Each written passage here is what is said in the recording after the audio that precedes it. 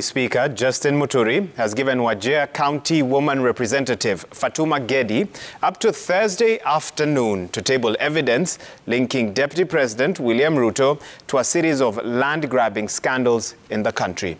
Gedi had sparked a heated debate in the House that saw members of Parliament from Ruto's Kenya Kwanza axis square it out with their Azimio la Umoja wing over irregular allocation of land. Francis Gashuri gives us more details.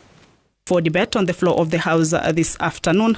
What seemed like a harmless petition filed by Msambweni lawmaker Faisal Badel over adjudication and allocation of 1,200 acres of land to over 1,000 families in Mtumbe village, Kwale County, quickly mutated to a political showdown on the floor of the House. Kikuyu MP Kimani Ichung'wah firing the first salvo. And it's shocking, Honorable Speaker, that a whole 3,000 acres in Gazi village is owned again by one family in this country, and almost half of the Shimba Hills in Kwale is owned by one family, Honorable Speaker. Mr. Speaker, the issue of land is it's a complex thing, and it's also very sensitive, Mr. Speaker.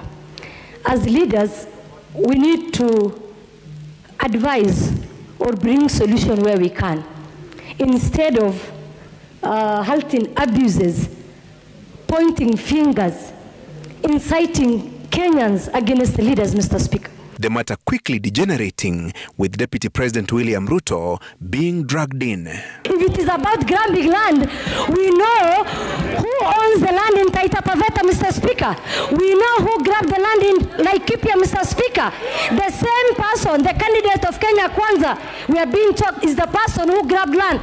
And the father of land grabber, Arab Boshamba, Mr. Speaker. When you go to mention candidates of particular coalitions who are known, Honorable Speaker, and who are not there to defend themselves in this House, Honorable Speaker, Fatuma Gedi is obliged to either substantiate and provide evidence that that particular candidate has grabbed land. We want her to provide evidence and substantiate.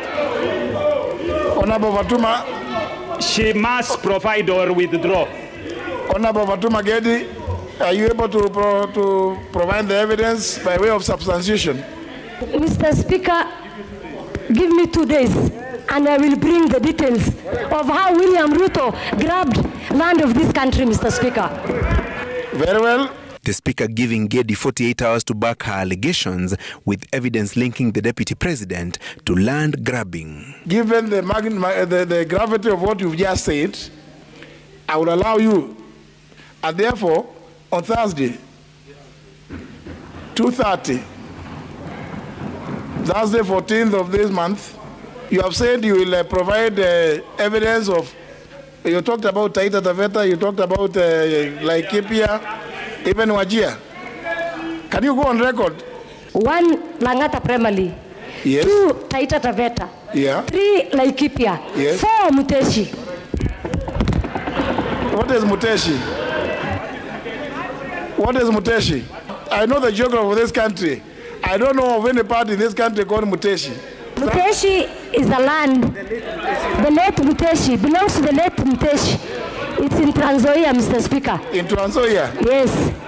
Very well. 100 acres, Mr. Speaker. Very well. And if you allow me, let me get you the details on Thursday, 2:30, Mr. Speaker. On Thursday. I thank you. Very well. The discourse taking the all-too-familiar political route, 120 days to the polls. If you want the issue of land to be resolved and not to come back to a petition, elect a Kenya Kwanza government. We are not land grabbers. I have no an iota of doubt in my mind that should Raila Amolo Odinga be the next president of this country, land-related issues will be an issue of the past. The Speaker eventually committing Faisal's petition to the Land Committee in the National Assembly for investigation and recommendations. Let's move to the next order. Francis Gashuri, Citizen TV.